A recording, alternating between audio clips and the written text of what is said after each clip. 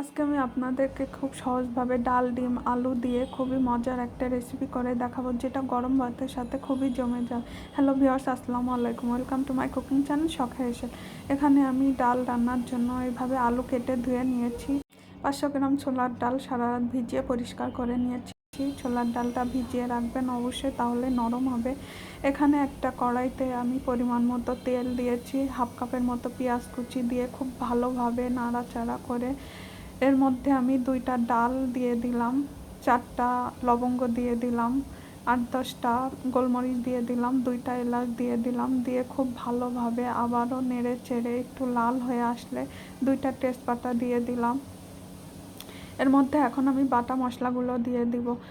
1 চা চামচ আদা বাটা দিয়েছি, 1 চা চামচ রসুন বাটা দিয়েছি, 1 চা চামচ হলুদ বাটা দিয়েছি, হাফ চা চামচ ঝালের গুঁড়া দিয়েছি, 1 চা চামচ ধনিয়া গুঁড়া দিচ্ছি, পরিমাণ মতো লবণ দিয়ে দিচ্ছি। এখন সবগুলো উপকরণ একসাথে খুব ভালোভাবে কষিয়ে নিব। সামান্য পানি দিয়ে দিচ্ছি মশলাটা ভালোভাবে কষিয়ে নেওয়ার জন্য। মশলাটা ভালোভাবে কষিয়ে নিচ্ছি। এখন আমি ছোলার ডালগুলো দিয়ে দিব, দিয়ে খুব ভালো মতো কষিয়ে নিব। খুব ভালোভাবে কষিয়ে আলুগুলো এর মধ্যে দিয়ে দিব। আলুটা ঠিক আমি এমন করে নিয়েছি। আলুটা দিয়ে খুব ভালোভাবে নেড়ে চেড়ে আবারও কষিয়ে নিচ্ছি। এখন আমি ঢাকনি দিয়ে 15 থেকে 20 মিনিটের জন্য লো আঁচে ঢেকে রেখে দিয়েছি। এর মধ্যে আমি ডিমগুলো পেঁয়াজ দিয়ে গুলে নিচ্ছি। এখানে আমি 5টা ডিম নিচ্ছি। আপনার চাইলে আরও কম বা বেশি নিতে পারেন। হাফ কাপের মতো পেঁয়াজ কুচি নিয়েছি, 2-3টা কাঁচা ঝাল কুচি নিয়েছি। এখন আমি খুব ভালোভাবে মিক্সড করে নিব। ডিমটা আমি ভেজে এক সাইডে রেখে দিয়েছি। এখন 15 থেকে 20 মিনিট পরে দেখুন ডালটা অনেকটা নরম হয়ে গিয়েছে এবং ভালো কষা কষা হয়েছে। দেখুন ডালটা কিন্তু একেবারে সিদ্ধ হয়ে গেছে।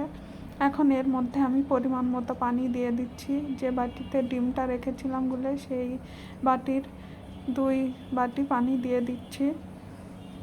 দেখুন ডালটা ফুটে আসলে আমি 2-3টা কাঁচামরিচ হাত দিয়ে ভেঙে দিয়ে দিচ্ছি। কাঁচামরিচটা দিলে গন্ধটা খুব ভালো আসে, এই কারণে আমি কাঁচামরিচ দিয়েছি। এখন আমি ডিমগুলো এভাবে ভেজে নিয়েছি, ডিমগুলো সব দিয়ে দিয়েছি।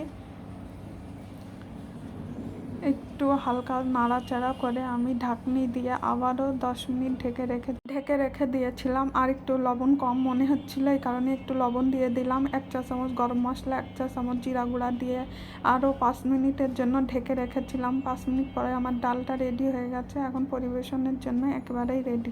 আমার ভিডিওটা ভালো লাগলে লাইক, কমেন্ট এবং শেয়ার করবেন, আর অবশ্যই সাবস্ক্রাইব করবেন।